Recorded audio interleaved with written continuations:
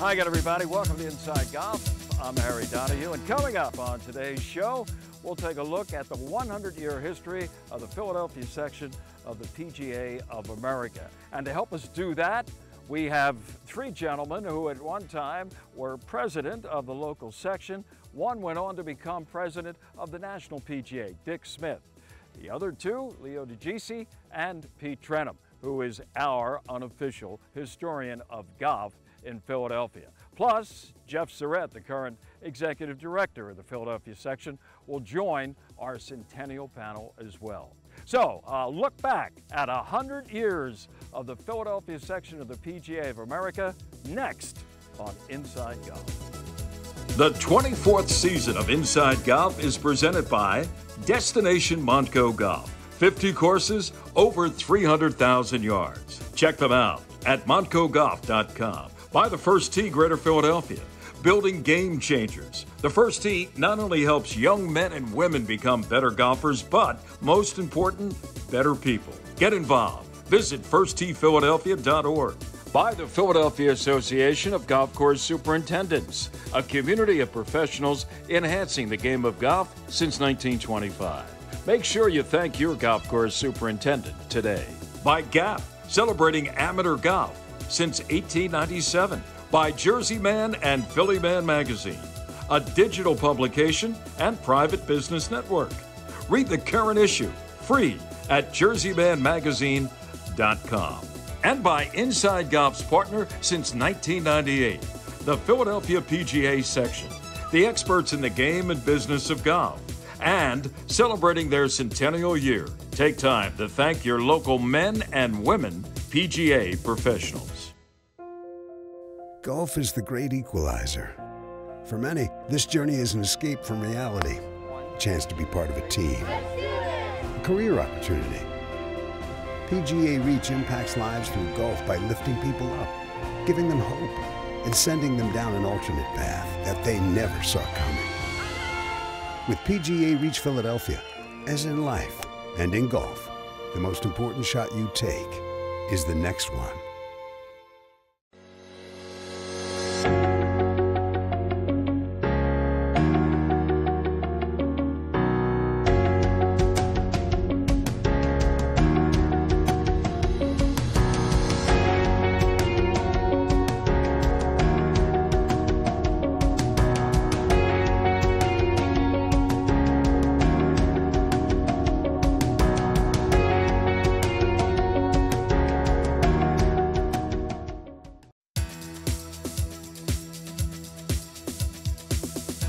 Welcome back to Inside Golf. Here we are on the patio overlooking beautiful Huntington Valley Country Club. And this, as we have assembled, is our Centennial panel. As you know, the Philadelphia section of the PGA America is celebrating its 100th anniversary. And throughout the year, Inside Golf with our partner, the local section of the PGA, trying to give you a little sense of the history over the past 100 years. And we've assembled here, I think, a royalty of the PGA section going back, and certainly currently as well. Jeff Surratt, now in his 18th year as executive director of the Philadelphia section of the PGA. Always a pleasure, Jeff, to have you join us, especially today. Appreciate it. This man needs no introduction. Dick Smith, he's held practically every title possible, both nationally. He was a national president at one time, president of the Philadelphia section, a great player in his day. And I don't want to limit it to just his day, Dick, because I'm sure you can still get it around pretty good as the director of instruction at Valley Brook over in Blackwood, New Jersey. Good to see you. Thank you, Harry. Nice You're to be looking here. good too, boy. Thank you. Huh? Speaking of that, no stranger to Inside Golf, the historian for the Philadelphia section of the PGA, and for 29 years was the head professional at St. David's, Mr. Pete Trenum. Thank you. We always love your hat, reminding us exactly where we stand in history there, 1921, Pete. And to my right here is Leo Digici, and Leo has been a head professional. He's been the section president. How many years were you over there at Medford Village? Since 1979. I was had black hair and about 27 years old. Well, you've aged really well, Leo. It's good to see you. Still there as the pro emeritus. Yes, I am. All right. Let's begin our questioning here of this Centennial panel with Dick Smith. You know, Dick, president in 1991 and 92 of the National PGA. He was the fellow, by the way, that presented the trophy to John Daly. Maybe we can get into that a little bit later on. That's a whole show in itself. But you were president of local section back in the late 70s, in 1980, 78 to 1980. So I guess the question would be, what are you most proud of in your tenure as the national president and the sectional president when it comes to leading both the national office and the Philadelphia section? Well, Harry, I'm not sure we have enough time for me to go through it all, but I think looking back, having the ability to have been there, during my time was a time when the association was kind of struggling with assets, with money. We didn't have enough money to run the show on a national level. I'm talking about doing the kind of programs that were required and asked for by our membership and so on. So I was part of an officer group that our main focus was to gain control of all of our assets and do more with what we had at the time and enhance them to where they eventually became today. And obviously one of the big ones was the Ryder Cup. When I was on the board in '85, people didn't know what the Ryder Cup was in America. We had to pay to have it on television in Europe that year. So the PGA actually had to pay the networks paid to cover the event. Now they have sponsors clamoring Correct. to get involved. It became it's one of the biggest, greatest sporting events in the world. Sure. Certainly up there close with the Olympics and the Super Bowl, and it's just a great event. But that also produced some significant income to the association, along with the enhancement of our PGA Championship, which was the weak fourth sister of the Big Four back in the late 70s, early 80s, and now it's, if not the strongest, certainly at the top of the list of the major four. And all those activities, along with our merchandise show in Orlando, other activities of the association produced the kind of revenue that we needed to enhance programs, which takes me to many of the programs such as education of our members. One really important program benefits a guy like Jeffrey, our association development program, where the PGA today is supporting every section in our country to the tune of $100,000 toward expenses for their operations, which are probably as big here in Philadelphia as the association was 40 years ago nationally. It's just grown immensely. So having had the opportunity to play a role in that, and as a result, watching the enhancement of our PGA members, both publicly through advertisement, PSAs, and so on, and then providing education at a level that they needed to do their jobs better, earn more money. Jeff, getting back to the size of the number of sections in the country, Philadelphia is kind of unique. It's, first of all, in 3 states, correct? 4, actually. 4? Yeah. Mm-hmm. Okay, Pennsylvania, New Jersey, Delaware, a little bit of Maryland. And Maryland. Yeah, a little bit of Maryland. So you encompass a rather large, and how many sections are there nationally? 41. 41, and they're not all associated with, obviously, a city.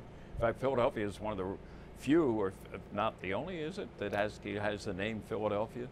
Most of them are like regional offices, yeah. Yeah, Wisconsin PGA, but like when you talk about a major market, certainly, Texas is divided in half, And how many pros in the Philadelphia section? Total members and associates, I think we're at 886 now in total, so that puts us generally around 10th or 11th in size out of the 41 sections. And it has been growing steadily, obviously? No, it really, for us, it depends on employment opportunities. So, as clubs, pull golf professionals in, or clubs open or close, that's usually when our numbers, will move up and down. But generally, I'm sure there was a big jump from maybe from the late 70s into the early 2000s, when there was a big boom in golf as far as building facilities, when nationally we went from 6,000 golf courses to almost 16,000 golf courses in that stretch.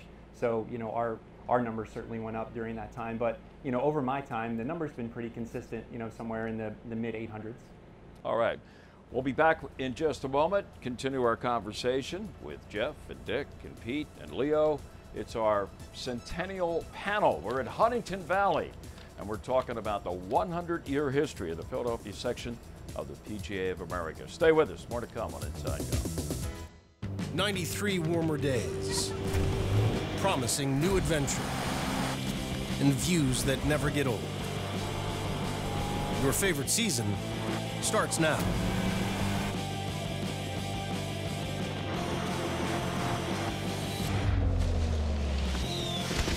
Summer on.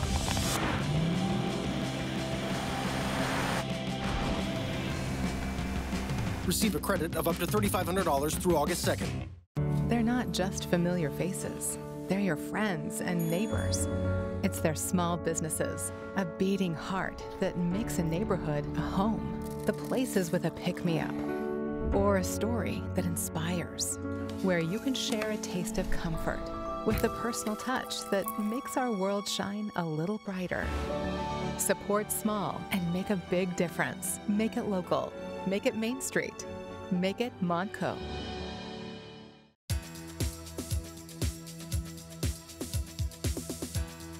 Welcome back. Inside Golf continues with our Centennial panel. We're gathered here at Huntington Valley Country Club. Jeff Surrett, 18 years now as the executive director of the Philadelphia section, former past president, both of the section and the national PGA, is Dick Smith with us today. Our historian Pete Trenum, and another former local section president, Leo Digici. Leo now as the pro emeritus at Medford Village, where he served as the head pro for a long time. Leo, talk about your tenure. How many years? 2 did you have as the section president back in the early 80s? I was section president in 91, 92. As a matter of fact, my presidency in the section coincided with Dick Smith's presidency as national president. So yeah, it's been 30 years. When you asked me to talk about things that happened 30 years ago, I think I should have called Pete, and he would have told me what happened. He would have told you everything. He would have told you what you had for dinner on this date 30 years ago. So back in the early 90s, while Dick was dealing with the national issues, you were dealing with the local issues in Philadelphia. Can you kind of go back and tell us what some of those issues were, some of the things that you tried to get going? Sure. At the section level, everything is about tournament opportunities, it's education, and it's employment. Those are the 3 things that the section deals with day in and day out, and that's why we have staff. But I think that we had a great tournament program at the time, and I piggybacked that on my predecessors, one of them here, Pete Trenum, and followed by Charles Genter. And of course we had a great executive director, nothing to take away from from Jeffrey Surrett. But things were in place, and I just had to make sure I didn't screw it up, and I just had to keep it going. But one of the things that I'm proud of is that we had an annual meeting in the Philadelphia section, national meeting, and Dick Smith was the outgoing president. And during that meeting, we really had to push for funding for employment. We were really struggling as a section with employment. We were getting, our members were needing more help in their careers. So I think that started the conversation nationally about employment, and out of that, the career consultants were funded and started to help the sections deal with employment. Prior to that, employment was all local. You couldn't go to the Met section or any other section outside your own to get a job. So that started to change that dynamic, that changed that that example of how you got a job. Sure. Talk about jobs, and at the beginning of the Philadelphia section, Pete Trenum, you know this more than anybody.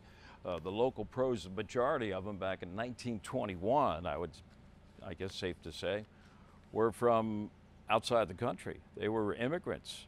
The country was growing and so was golf, and what better way to learn the game than from somebody from Scotland? And a lot of those fellows made their way over here and became head professionals, correct? It used to be a saying, if you had a Scottish accent, you could get a job as a golf pro in the United States. Whether you knew anything about the game. That's probably what the Americans said, because they felt like these guys were getting jobs, they might not have been that great, you know? Pete, how did you get started? I mean, you are by far, in my estimation, the #1 historian of golf in this section. How did that all begin? What was your interest in, as I say, digging into the dirt a little bit and finding out about what happened 100 years ago? Well, somebody called me and was talking to me about Jim Fenning was writing a book on the history of the Golf Association of Philadelphia. The 100 years anniversary was coming up, and somebody told me that there wasn't going to be much in the book about the golf pros, and I thought, you can't write a book about 100 years of the Golf Association of Philadelphia and not have something in that book about the golf pros at the clubs. So I knew him just well enough to call him on the phone, and I'm talking to him. I can't remember what was said exactly, but he said, I really don't have time to research it. And I said, not knowing what I was talking about, said, I'll research it if you want me to, you know. And he said, all right. And I said, well, I work best with a deadline. Give me a deadline. He said, well, I'll give you, this was like February of 1995. And he said, I'll give you till the end of this year. And I thought, that's going to be easy. Well, I started digging into this and everything, and I started finding things that I'd never heard of. And I was just trying to figure out who were the officers and who won the Philly Open and who won the section championship and stuff like that. And the more I found, the more interested I got, and I thought, well, somebody ought to save this. And then I decided, well, I guess it's going to be me. So I appointed myself historian for the Philadelphia PGA, and that was 1995. It was 26 years ago, so here we are. And I'll tell you what, I look forward to getting my emails from you on a regular basis. TrenumGolfHistory.org. And Trenum's treasures, or troves as you like to call them, of stories that nobody else would have ever probably uncovered if it weren't for you. I think I speak for everybody here. Many times you're looking for something, but you see this you weren't looking for, but you see this and you're like, oh, look at that. That's really interesting, you know. So you figure, well, maybe I ought to save that. So then I started having files, and I started with microfilm, and Well, you have everything. And well, I don't know what we'd do without your work along those lines of keeping the history books and bringing to life what happened literally 100 years ago. All right, stay with us, folks. We're going to take a break. We'll be back more from Huntington Valley with our Centennial panel, another way of kind of celebrating 100 years of history of the Philadelphia section of the PGA America with some former presidents and the current executive director. Back on Inside Golf in a moment. With more than 20 events during a 6-month season, the Workhorse Tour combines the competitive spirit of professional golf with the added bonus of flexible scheduling. And golfers only need to tee it up once during that 7-day window, see their name on weekly and season-long leaderboards. Here are the most recent results on tour. To learn more about the Workhorse Tour, visit workhorsetour.com today.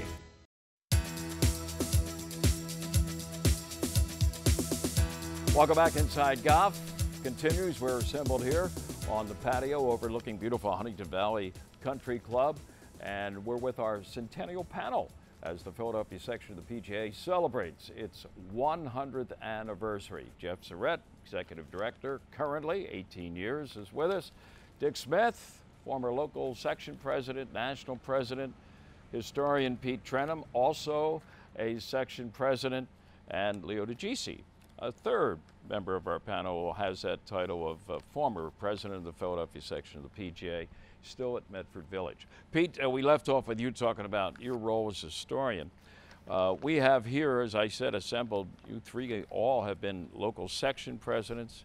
Dick has the added title of a former national president, but he's not alone when it comes to members of the Philadelphia section who have gone on to hold that national office. Tell us about the other four. Yeah, we have 5 men who went through this Philadelphia section and became presidents of the PGA of America. The first one was Ed Dudley, and Ed Dudley was had quite a career. You know, 3 times on the Ryder Cup, president of the section 7 years, president of the national 7 years. But he really was the first player. George Sargent was elected president, and he had won a national open, but there was no tour or anything like that those days. You weren't a player, you were a club pro. But his biggest thing he did is during World War II, he saved golf, because they rationed gasoline during World War II, and so people couldn't get to the golf course. You couldn't have a golf tournament. The players couldn't get to they couldn't promise they'd be at, Tommy Armour couldn't promise he'd be at LA for the LA Open. So 1943, there were maybe only 3 tournaments all year. But Ed Dudley, who was pro at Augusta National and Philadelphia Country Club, he had the contacts, and he went to the War Department in Washington and convinced them it'd be good for the country if people could play golf. They got this changed, and now they could have tournaments, and people could go to the tournament. They could be spectators, that people could go to their golf courses, play golf. Henry Poe was pro at Reading Country Club, and he wound up going to Alabama with Vanity Fair, moved its offices and manufacturing to Alabama, and they took him down there as the pro. They built 2 courses for the company courses, and once Henry Poe got involved with Vanity Fair, I mean, he had access to corporate America, and he could get funding, I think, for tournaments, for our programs through corporations. And then Leo Frazier, who was elected in the fall of '68, just after the PGA Tour players decided they wanted to do it their own way and go on their own, and it was really like a divorce between the club pros and the touring pros, and they were all set to run. They ran 2 qualifying schools. They were set to run 2 schedules, 2 tournament schedules. The PGA was going to run one, and the tour pros were going to run one. And Leo Frazier was elected president, and he could see how this was going to be crazy and wouldn't be good for anybody. And he made peace, and so they wound up figuring out a way to operate 2 separate entities, together separate, I guess you'd say. And then Dick, I feel like the biggest thing that Dick had asset was that he was a grassroots pro. He grew up on public golf courses in Maryland and Baltimore. He worked at private courses. He worked at public courses. He leased with Dick Hendrickson a course that was semi-private, and he understood what the golf pro was all about. And as well as being a good player, he really understood what the pros that were out there laboring away, trying to make a living, who they really were and what they were up against. So, and then Jack Conley, it just happened that he was president at the time when 9/11 happened, and you know, he's a veteran, Army veteran, and that was a pretty intense situation, because the Ryder Cup had to be moved, the President's Cup had to be moved. In conjunction with that, the Walker Cup was moved, and they all had to make all this happen. It was maybe he was the right guy at the right time. Dick, you come from actually a golf family. Your brother Tom, of course, is a golf professional, but your son, Dick Smith Jr., was also a local section president. Correct. So that's in the family. That's quite a nice little feather in your cap, huh? Yeah, I'm pretty proud of that, I think, safe to say. It's kind of fun to see your son and now my grandson, who's assistant professional over at the club owned by the Union League over at the Ace Club. Sure.